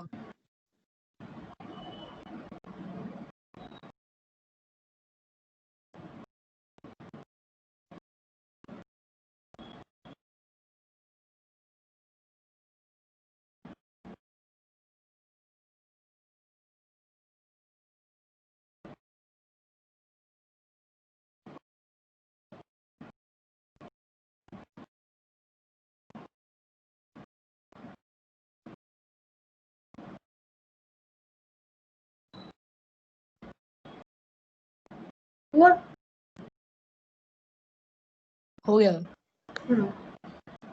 अच्छा, अब देखो इसमें और भी कुछ पॉइंट आएगा। ये तो आया 3600, ठीक है। अब देखो ये जो था गुड्स, इसमें से हम लोगों ने कुछ सेल भी किया है, ठीक है।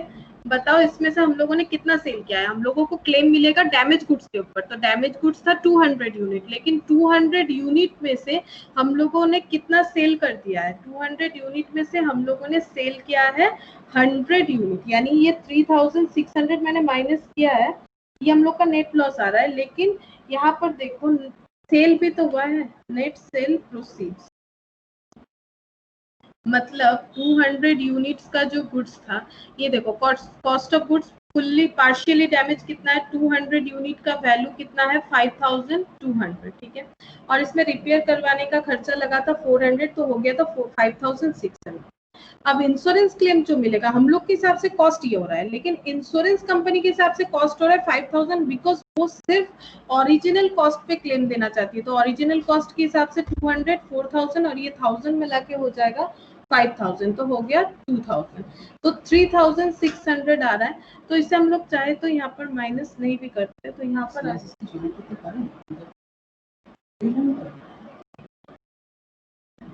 तो ये आया 2000, जो ओरिजिनल कॉस्ट है ये उस हिसाब से आ रहा है 2000, मतलब 5600 का जो टोटल कॉस्ट है उसमें से इंश्योरेंस कंपनी का क्लेम मिल जाएगा हम लोगों को 2000, ठीक है।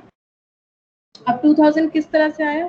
5000 इंटू 40%। अब ये डिफरेंस क्या हो रहा है? हम लोग के हिसाब से टोटल कॉस्ट 5600, लेकिन इंश्योरेंस कंपनी जो कॉस्ट के ऊपर हमें क्लेम देना चाहती है वो है 5000, तो क्लेम आ गया 2000।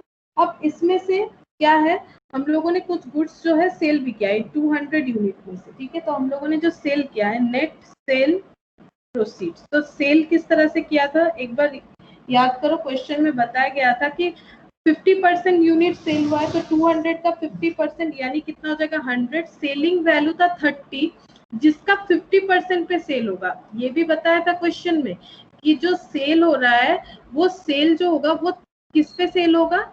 ये देखो यहाँ पर था half of the selling price of normal goods, तो नॉर्मल गुड्स 30 रुपीज पे सेल हो रहा, तो 30 रुपीज का आधा कितना हो जाएगा 50, तो ये सेल प्राइस हम लोगों को सेल प्रोसीड्स इतना मिलेगा। और सेल करवाएंगे तो एजेंट को कमीशन भी देना पड़ेगा, तो एजेंट को कमीशन देना पड़ेगा 5% इंटू सेलिंग वैल्यू पे, तो पहले ये निकालो, तो ये होता है 1500, तो यहाँ पर 1500 तो माइनस करेंगे तो ये हो जाएगा 75, तो कितना आ जाएगा 1425।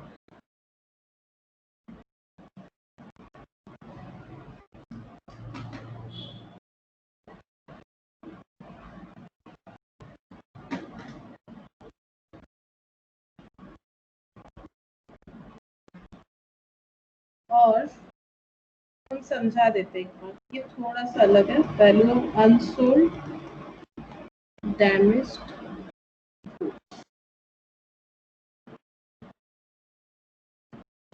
1960। हम फिर से बताते हैं, फिर से समझाते हैं। तो ये एक बार माइनस कर लेते हैं, फिर बता देते हैं। 5600 माइनस 2000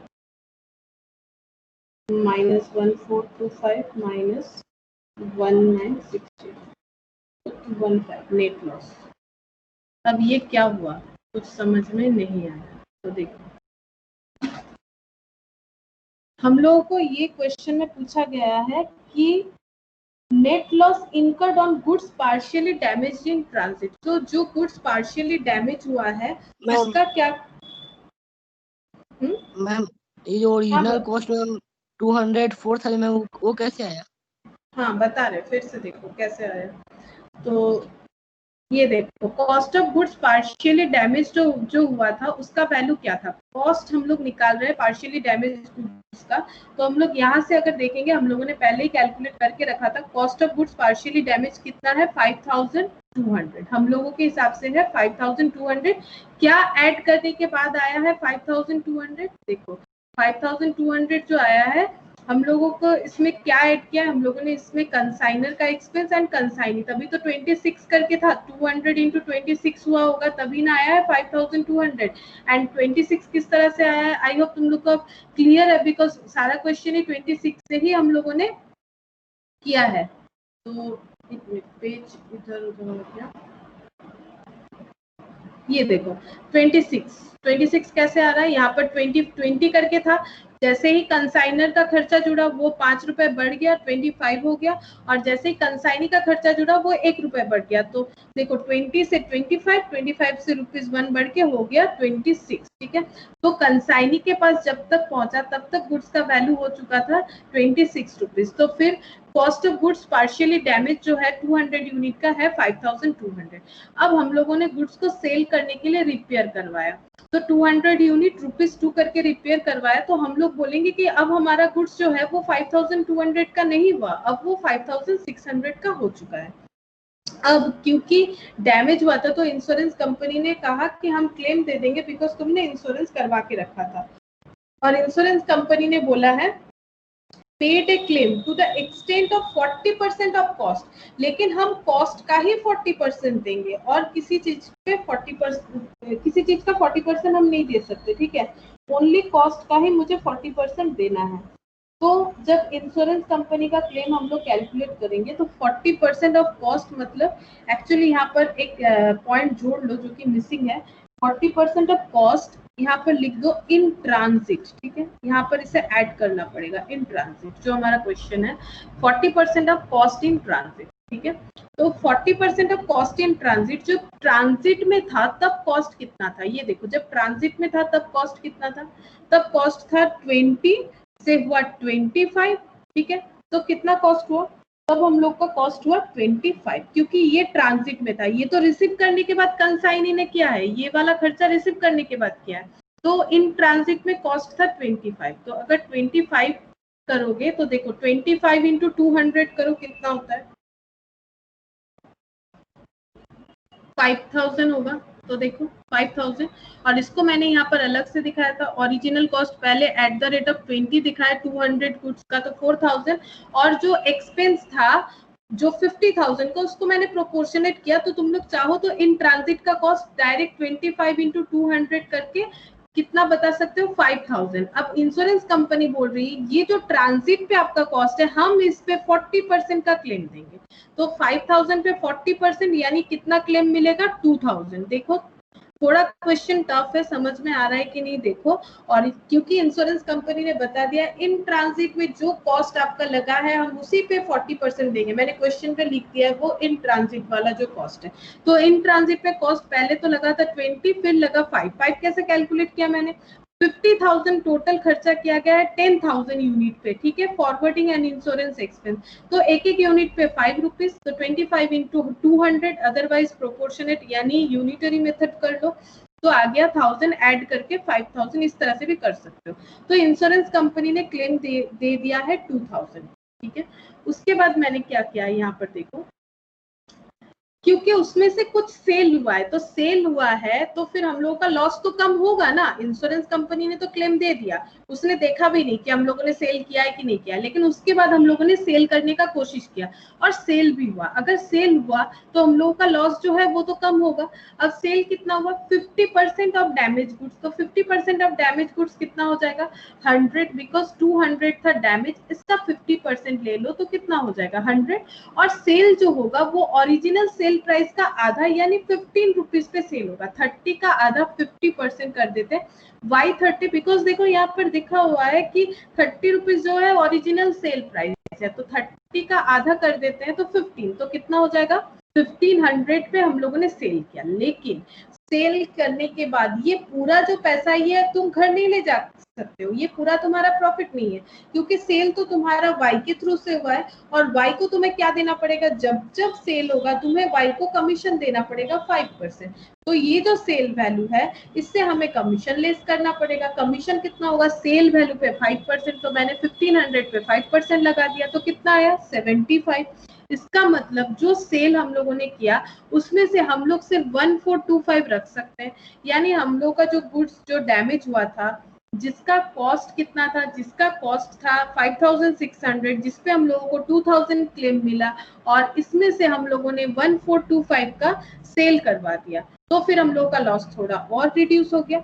उसके बाद हम लोगों का कॉस्ट कितना आ रहा है, माइनस करने के बाद देखना पड़ेगा कितना आ रहा है। और यहाँ पर देखो ये मैंने क्या लिखा है, value of unsold damage goods, जो 100 जो सेल नहीं हुआ उसका वैल्यू कितना आया है 19, जो सेल नहीं हुआ उसका वैल्यू आया 1960। तो देखो मैंने यहाँ पर जो सेल नहीं हुआ उसका वैल्यू लिख दिया 1960, ये तो सेल हो गया। तो अब देखो, अब जिस्ट क्या हुआ, जिस्ट ये है कि 5600 हमारा कॉस्ट था, जिसमें से क्लेम मिला 2000, तो लॉस थोड़ा बहुत रिड्यूस होकर कितना हो गया 3600। फिर 3600 में से हम लोगों ने ये देखो 3600 में जो गुड्स था उसको हम लोगों ने सेल किया, सेल करके हम लोगों को सेल प्रोसीड्स जो मिल गया है वो मिला है 1425 का, ठीक है।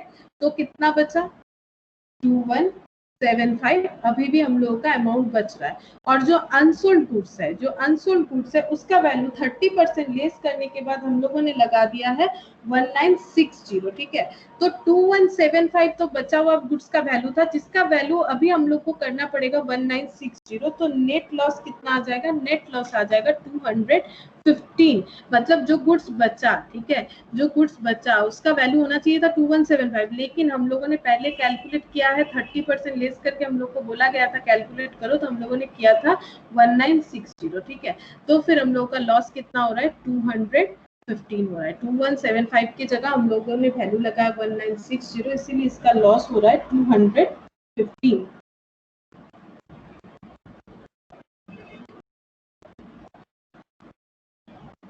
तो ये थोड़ा सा ट्रिकी क्वेश्चन था, ठीक है। तो ऐसा और भी क्वेश्चन आएगा तो तुम लोग को समझने में आसानी हो जाएगा क्यों लेस हो रहा है, क्यों।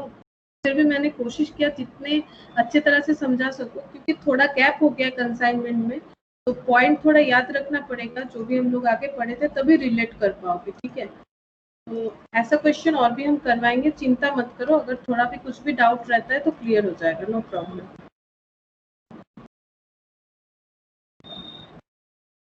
अब ये है इलास्ट्रेशन 14, इसमें जर्नल, और यही लास्ट क्वेश्चन है, इसमें जर्नल लेजर सब करने बोला है, लेकिन हम क्या करेंगे, हम तुम लोग को सिर्फ लेजर करके दिखाएंगे, और लेजर करोगे तो जर्नल तुम लोग उसके बाद उससे खुद ही कर पाओगे, ठीक है। लेजर हो जाएगा तो जर्नल आराम से कर दो।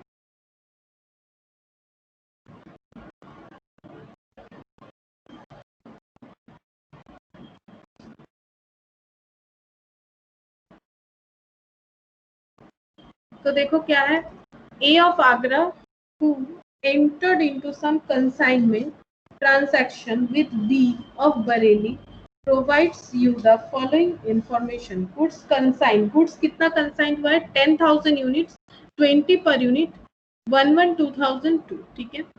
तो जब गुड्स सेंड होता है तो क्या एंट्री होगा, तो हम लोग को करना है कंसाइनमेंट अकाउंट, ठीक है। कंसाइनमेंट अकाउंट करेंगे। अब बताओ कंसाइनमेंट अकाउंट कौन प्रिपेयर करेगा, कंसाइनर या consignee, because consignment account prepare किया जाता है कि कंसाइनमेंट करके प्रॉफिट है या लॉस ये पता करने के लिए। तो प्रॉफिट है या लॉस ये पता करने का जरूरत किसको है, ओनर को है या एजेंट को है, बताओ। मैम ओनर को। ओनर कौन है, ओनर है ए ऑफ आगरा, ठीक है। तो हाँ, तो ए ऑफ आगरा उसने गुड्स भेजा है, तो एंट्री क्या होगा, जर्नल एंट्री याद करो। गुड्स भेजने का एंट्री क्या होगा, जब भी गुड्स भेजा जाएगा तो हमें ये देखना है कि कंसाइनमेंट में एक्सपेंस है या इनकम है या लॉस है। तो कंसाइनमेंट में क्या हो रहा है, एक्सपेंस हो रहा है। एक्सपेंस होने से कंसाइनमेंट क्या हो जाएगा, डेबिट हो जाएगा। तो कंसाइनमेंट अकाउंट डेबिट टू क्या हो जाएगा, to goods sent on consignment. बताओ वैल्यू कितना होगा, 10,000 इंटू 20,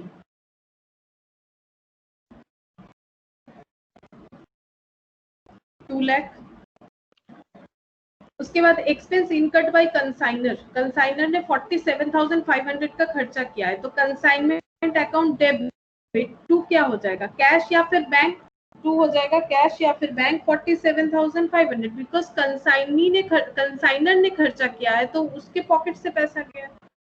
उसके बाद देखो, A drew a bill on B for 50,000। तो मैंने बताया था सिक्योरिटी डिपॉजिट के पर्पज से बिल ड्रॉ किया जाता है कि अगर बी पूरा सामान लेके भाग जाए तो ए का लॉस है, इसीलिए ए ने क्या किया, बी के ऊपर बिल ड्रॉ किया है। तो मुझे कोई बताएगा बिल ड्रॉ करने का एंट्री क्या होता है,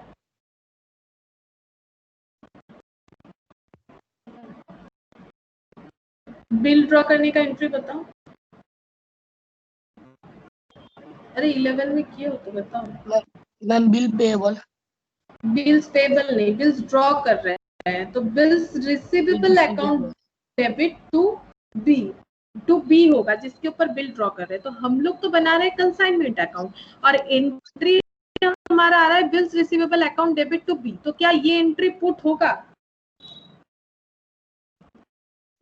लेजर कौन सा है, लेजर कौन सा लेजर होने से पुट होगा, अगर बिल्स रिसीवेबल का लेजर बनाओगे तो पुट होगा उसमें 2B, और बी का लेजर बनाओगे तो उसमें पुट होगा बाई बिल्स रिसीवेबल, क्योंकि हम लोग तो बना रहे कंसाइनमेंट का लेजर। तो क्या उसमें ये एंट्री पुट होगा,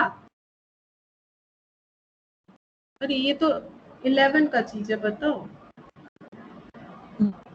अरे नो मैम, कैश थोड़े पुट होगा, पुट कौन सा होता है, लेजर के साथ रिलेट करके ही ना पुट होता है। लेजर जब हम लोग बिल्स रिसीवेबल और बी का लेजर ही नहीं बना रहे तो ये एंट्री पुट नहीं होगा। उसके बाद देखो, the bill was discounted by A with bankers on 31 Jan eight 18% per annum. अब बिल डिस्काउंट का मतलब ये होता है, नॉर्मली बिल एक ड्यूरेशन के लिए ड्रॉ किया जाता है। किसी को अगर उतने ड्यूरेशन तक रुकना नहीं है, पहले ही पैसा चाहिए, तो वो बैंक पे जाके वो बिल को क्या कर सकता है, इनकैश करवा सकता है। तो ए ने बिल को इनकैश करवाया। तो जब हम बिल्स चैप्टर करवाएंगे तो उसका डिटेल्स बताएंगे, हालांकि इसका एंट्री बता देते हैं। ए ने बिल को तुड़वा लिया टाइम के पहले, तो उसके पास आ जाएगा पैसा, क्योंकि बिल्स तुड़वाने से आता है पैसा, बैंक अकाउंट डेबिट। और उसने डिस्काउंट पे बिल लिया है, मतलब बैंक के पास जाके पैसा मांगोगे तो बैंक क्या तुम्हें ऐसे ही पैसा दे देगा, बैंक बोलेगा ठीक है ये बिल रख दो, इसके बदले 50,000 ले जाओ। तो बैंक बोलेगा इसमें मेरा क्या बेनिफिट है। तो फिर ए बोलेगा ठीक है मुझे तो 50,000 का बहुत जरूरत है, मुझे बी से 50,000 मिलेगा, अभी नहीं मिलेगा। सपोज 3 मंथ्स का बिल था, यहाँ पर टाइम नहीं दिया, 3 मंथ्स बाद मिलेगा, तो आप बी से 3 मंथ्स बाद पैसा ले लीजिएगा। तो बैंक बोलेगा ठीक है हम 3 मंथ्स बाद तो बी से पैसा ले लेंगे, तो अभी तुम्हें क्यों 50,000 दे। तो बैंक बोलेगा मुझे कुछ इंटरेस्ट वगैरह दे दो। तो ए बोलेगा ठीक है आपका जो इंटरेस्ट रेट चल रहा है आप वो काट लीजिए। तो देखो 18% इंटरेस्ट रेट काटा जाएगा, और इस पे हम लोग को देखना पड़ेगा कि डिस्काउंट कितना हो रहा है, कैलकुलेट करके 2A, ठीक है। और discount account debit to bills receivable हो जाएगा, क्योंकि बिल्स कैंसिल हो जाना है। तो ये एंट्री भी कंसाइनमेंट रिलेटेड नहीं है। मुझे यहाँ पर सिर्फ इतना ही बताना है तुम लोग को, ये एंट्री जो है ये कंसाइनमेंट रिलेटेड नहीं है। ये जो आ रहा है बैंक हो रहा है, डिस्काउंट हो रहा है, बिल्स रिसीवेबल हो रहा है, तो ये पुट नहीं है। नेक्स्ट देखो, expenses incurred by the consignee. Consignee ने क्या क्या खर्चा किया है? Unloading, clearing, carriage inward, storage, office administration, selling and distribution, ये सारा खर्चा किया है। जब हम लोग क्लोजिंग स्टॉक का वैल्यूएशन करेंगे तो कंसाइनी का नॉन रिकरिंग देखेंगे, लेकिन जब हम लोग ये लेजर में पुट करेंगे तो हम लोग ये नहीं देखेंगे कि कौन सा रिकरिंग है या फिर कौन सा नॉन रिकरिंग है। हम लोग ये देखेंगे कि कंसाइनर ये देखेगा कि मुझे कंसाइनी को क्या क्या पे करना है। तो मैंने लिखा है टू बी, और एक्सपेंस हम अलग नाम नहीं लिख रहे, तुम लोग लिख लेना। यहाँ पर देखो क्या है, अमाउंट टोटल करो 4,900, 3,900, 1,000, 1,450, 5,000 एंड 10,000, तो है 26,250। तो देखो बी को कितना रिम्बर्स करना पड़ेगा? 26,250। मतलब मिस्टर ए जो है आगरा में, उनको मिस्टर बी को कितना देना पड़ेगा? 26,250, बिकॉज ये जो है मिस्टर बी ने एक्सपेंस किया है उनके बिहाफ में। अब गुड्स सोल्ड बाय कंसाइनी देखो, 2,525 per unit for cash, 5,032.50 per unit on credit. तो सेल यहाँ पर रिकॉर्ड करेंगे। खुद का सेल होता तो हम लोग लिखते कैश, पैसा मिल जाता तो कैश लिखते कैश वाला, और क्रेडिट होता तो क्रेडिटर का नाम लिखते, सॉरी डेबिट, क्रेडिट सेल होता तो डेटर का नाम लिखते। लेकिन मिस्टर ए वो तो आगरा में है, ना तो उनके पास कैश आ रहा है, ना तो वो डेटर को पहचानते, वो सिर्फ पहचानते हैं मिस्टर बी को। तो वो मिस्टर बी से पैसा मांगेंगे, इसीलिए वो मिस्टर बी को ड्यू करेंगे। तो ये सेल प्रोसीड। अब सेल प्रोसीड्स का वैल्यू कैलकुलेट करो कितना आ रहा है। देखो सेल प्रोसीड्स का वैल्यू आ जाएगा 2,500 इंटू 25 प्लस 5,000 इंटू 32.5। देखो कितना आता है।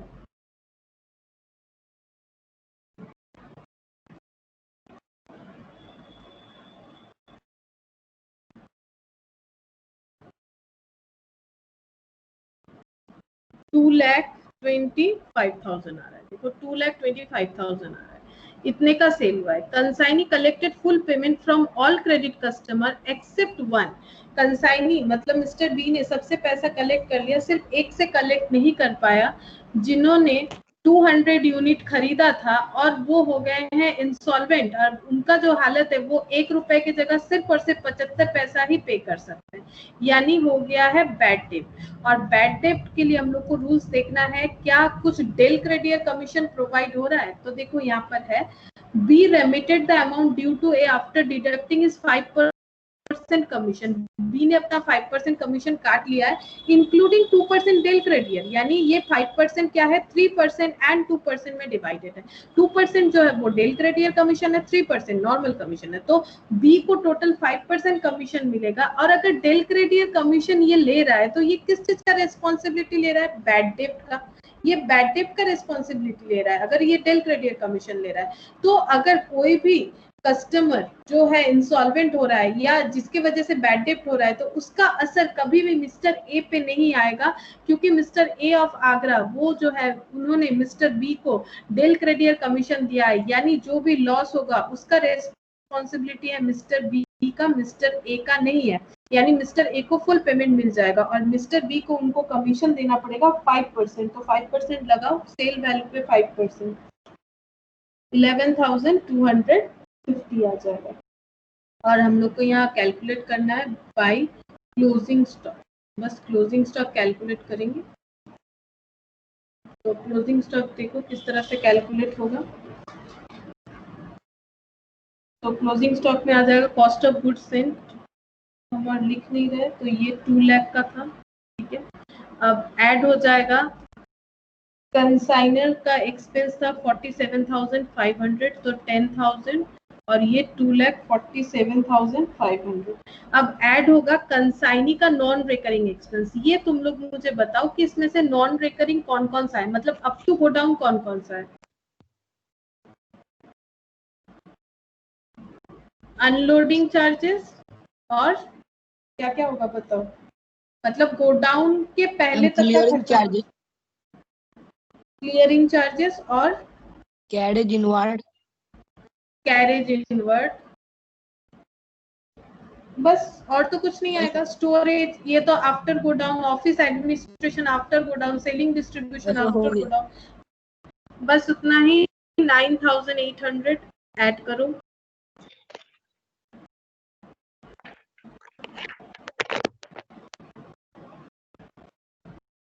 $2,57,300। अब इसमें से बचेगा कितना, सेल कितना हो गया, सेल हुआ है देखो 2,500 एंड 5,000, तो 2,500 प्लस 5,000 तो बचा कितना, ये 7,500 सेल हो जा रहा है, तो 10,000 में से 7,500 सेल हो जाएगा तो बचेगा वही 2,500। अब इसका वैल्यू निकालो, 2,57,300 डिवाइडेड बाय 10,000 इनटू 2,500 तो आ जाएगा 64,325। ये हो जाएगा वैल्यूएशन यूनिटरी मेथड से 64,325। तो यहाँ पर लिखेंगे 64,325। अब टोटल करो, प्लस 2,25,000 तो ये आ रहा है 2,89,325, 2,89,325 माइनस करो, देखो कितना आता है, 2,89,225 sorry 2,89,325 minus 11 to 50 minus 26 to 50 minus 47,500 minus 2 lakh, तो ये आ जाएगा 4,325। तो 4,325 आ गया to PL, profit on consignment. तो ऐसा मैंने क्वेश्चन पहले भी करवाया था, तो इसको मैंने पूरा नहीं लिखा है, एक्सपेंस तुम लोग को पूरा लिखना पड़ेगा, ठीक है। तो ये क्वेश्चन को तुम लोग फिर से पूरा कंप्लीट करोगे, और तुम लोग भूल गए हो तो कंसाइनमेंट का जितना भी वीडियोस है एक बार देखोगे तो मुझे लगता है कि याद आ जाएगा किस तरह से हम लोगों ने किया है। थोड़ा गैप हो गया है तो शायद थोड़ा प्रॉब्लम हो रहा है। Pass necessary journal entries in the books of mister A and B, A B दोनों का जर्नल एंट्री करना है, और प्रिपेयर नेसेसरी लेजर, जिसमें से मैंने सिर्फ और सिर्फ क्या किया है, कंसाइनमेंट का लेजर बना के तुम लोग को दिखाया है। तुम लोग और क्या लेजर बनाओगे, नेसेसरी में तुम लोग बीज अकाउंट बनाओगे, मतलब मिस्टर ए जो बी का अकाउंट फॉलो करेगा वो बनाओगे, और जर्नल जो है वो in the books of A और in the books of B दोनों ही तुम लोग को करना पड़ेगा। तो जर्नल एंड ये, और इसके पहले जितना भी हम लोग का कंसाइनमेंट का क्लास हुआ है उसको पहले देखोगे तुम लोग, क्योंकि अगर थोड़ा बहुत भूल गए हो, क्योंकि जो लोग ने बिल्कुल प्रैक्टिस नहीं किया है और ये क्वेश्चंस भी नहीं किया उन लोग को लेकिन प्रॉब्लम होगा। तुम लोग पहले वो देख के फिर इसे कंप्लीट करोगे तो जर्नल भी आ जाएगा तुम लोगों को। फिर नेक्स्ट हम लोग इसका और एक पार्ट होता है वो भी करेंगे, जो कि इनवॉइस वैल्यू पे होता है। इसके पहले हम लोग और भी कुछ क्वेश्चन करेंगे ताकि तुम लोग को थोड़ा ईज हो जाए, उसके बाद ही नेक्स्ट पार्ट में जाएंगे। तो उसके पहले तुम लोग प्लीज पुराना जो वीडियोस है वो देखो, नहीं तो नहीं रिलेट कर पाओगे अगर भूल गए।